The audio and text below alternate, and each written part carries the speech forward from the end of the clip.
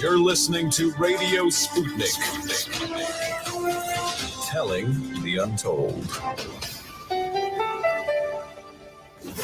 Welcome to the Open University of the Airwaves with George Galloway. Only on Sputnik Radio. Now, the poll's going well. 1 year on, how has Boris Johnson done? A, poorly, 58%. B, middling, 27%.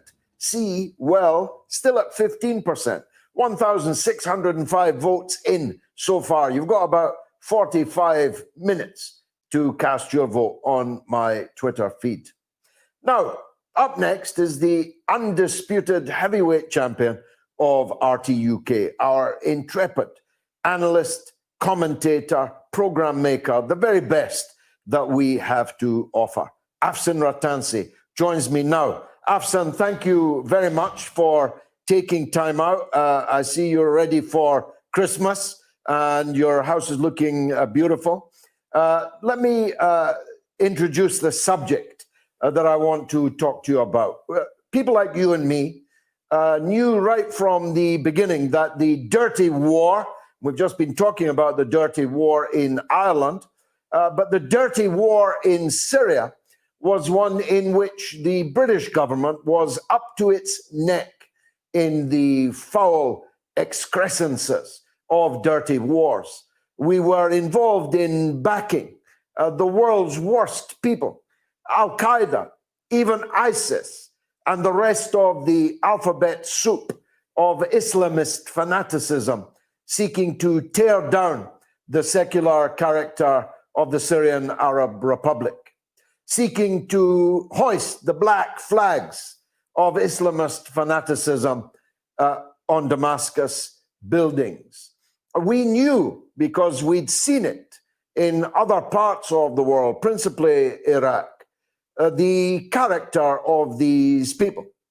And whether or not we loved or didn't love the government in Damascus, we took the view that it could not possibly be in the interests of either the people of Syria or the wider world for these head-chopping, heart-eating fanatics to come to power anywhere. And to the contrary, we ought to unite with everyone who was willing to do so to crush these people on the battlefield and in the battle of ideas. That was our view. We knew it. But we then began to get chapter and verse, didn't we? And the chapter and verse that we got were around issues like the fake chemical weapons attack on Douma, which led to a blizzard of cruise missiles worth billions of dollars raining down on Syria in retaliation for something that never happened. And we saw the chapter and verse even more clearly in this phenomena called the white helmets. Take up the story from there. Tell us about the white helmets and about what we know now that we might not have known before. Well, I should say in the past few minutes, Syrian authorities are claiming they found a whole new cache of purportedly foreign weaponry in that terrible war that displaced, wounded or killed so many millions of people. And as you remind us, Britain, of course, bombed Syria on information about an alleged chemical attack. There really is a relationship, actually, between your last interview about the alleged state collusion and the assassinations of a civil rights lawyer. I remember when John and Geraldine Finucane, the son and widow of the Irish civil rights lawyer, came into Going Underground.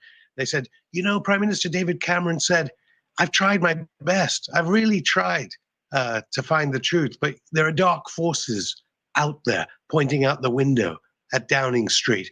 You know, we don't have that information about the white helmets yet, as the Syrian civil war, well, as they try, the Syrian authorities, as other outside forces try and help Syria to stop turning into an ISIS Al-Qaeda capital, to continue to do that to this day.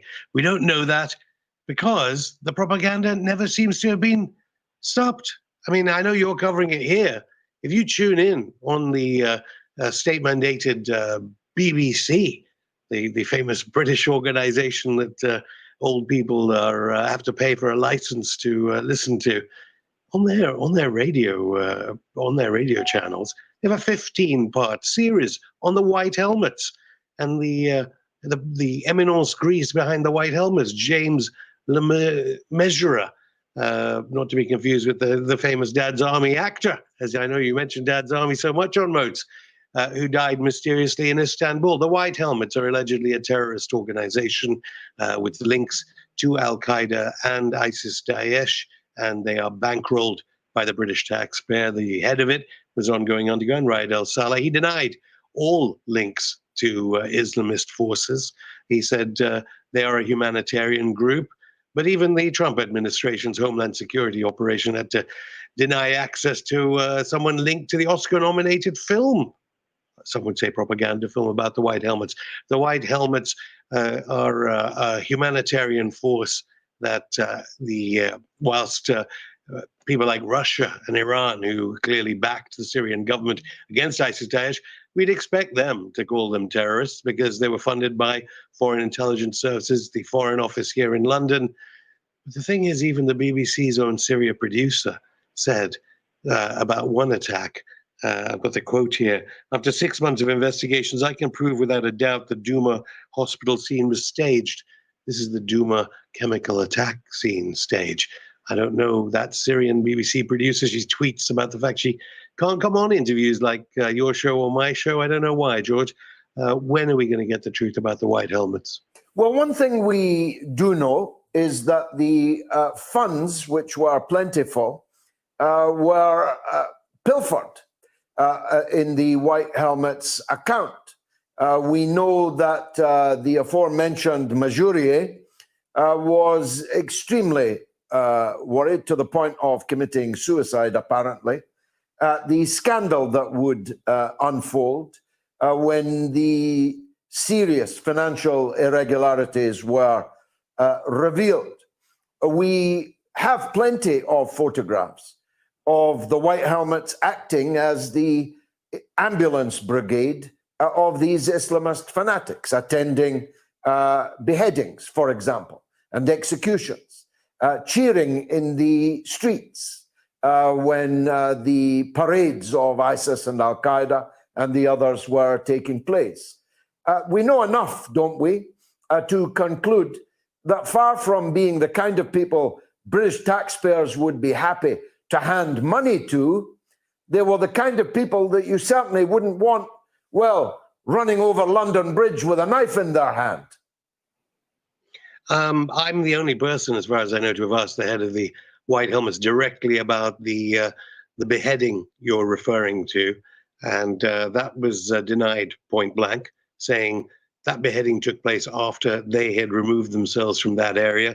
I also asked about the famous case of Imran Daknish, the Syrian boy covered in dust, whose images decorated the arguable propaganda on all NATO nation media, as it arguably tried to persuade populations in NATO countries to come in to bomb Syria like it had Iraq and Afghanistan. As regards that, the head of the White Helmets, Raed al-Saleh, merely said they hadn't taken the pictures of the child and he was now being used as a propaganda weapon. But you're right when you talk about money and the mysterious money, because even a parliamentary report says that the funding was responsible, that the projects do not collectively meet the needs of UK security, and the groups may carry out human rights abuses, as it will go missing. I don't know where it goes missing. We know there are 1 in 3 children in poverty in Britain. This money will go missing or be linked to groups that may carry out human rights abuses. Now, one of the things you mentioned earlier is one of the great mysteries of 2020. On Radio 4, the normal programming was interrupted by what can only be called a 15-part panegyric propaganda offensive on behalf of these White Helmets. Not only that, those who had been the sternest critics of the White Helmets and of the whole operation to try and destroy the secular Syrian Arab Republic were singled out for. And these are people, by the way, who most of the listeners on Radio 4 would never have heard of. Whole program given to a demolition of someone, Vanessa Beeley I referred to, who almost all of the listeners had never heard of. This was extraordinary, even by the standards of the BBC, wasn't it? You're used to demolitions and character assassinations. Yeah, but at least people have heard of me. I'm worth it. Vanessa Beeley would definitely say she's worth it. I think it is quite amazing that a 15-part series, along with a 6,000-word piece in the famously anti-Julian Assange turncoat newspaper, The Guardian, that continuously corralled for war, and its sister paper, The Observer, famously, of course, wanted the Iraq War to happen, great supporter of that. It is quite amazing that they would carry out this type of character assassination. I should say it was Seymour Hersh, the great journalist who uncovered the My Lai massacre, the atrocities at Abu Ghraib. He couldn't get things published about the white helmets or the alleged chemical attacks that required the Royal Air Force to bomb the sovereign nation of Syria. So what is going on behind the scenes is quite astounding. I'm sure not even you have heard 15-part series trying to exonerate a group that is linked to a suspected MI6 agent, linked to terrorists, and linked to the kinds of atrocities, especially in a week. I mean, this is going out while at the same time we're trying to listen to an inquiry about an Ariana Grande atrocity connected to the Libya campaign and British support for Salafist Islamists in Libya fighting Gaddafi. I mean, given that this is going out right now, is incredible.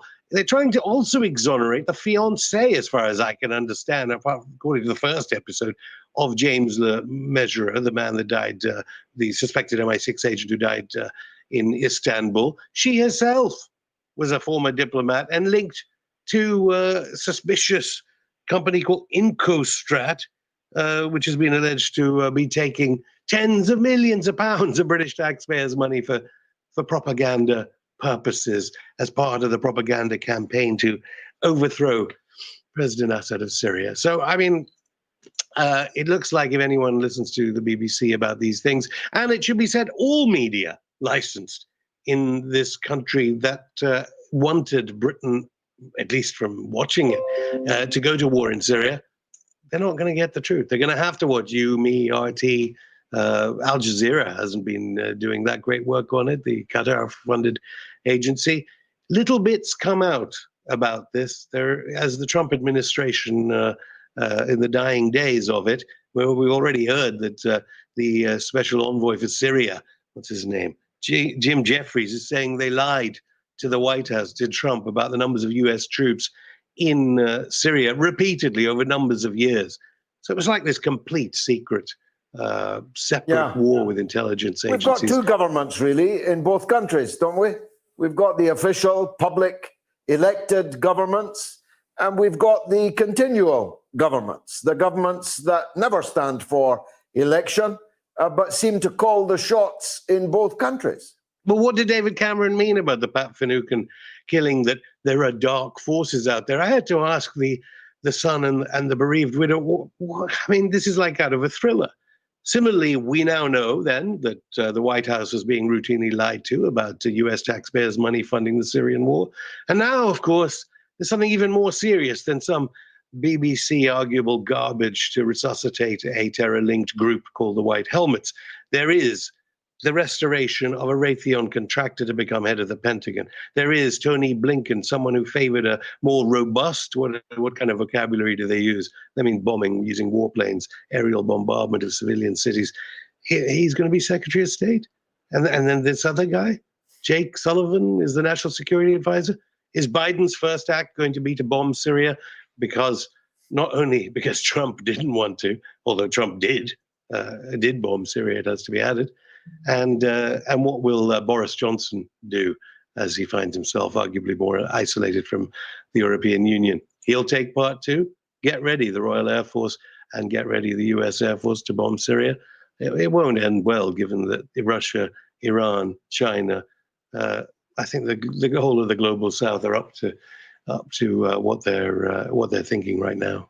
I'd like to wish you a happy new year, but I don't think I could do so credibly. It's going to be a tumultuous year, but we'll continue, God willing, to report on it. Afsan Ratansi, thank you very much indeed for joining us.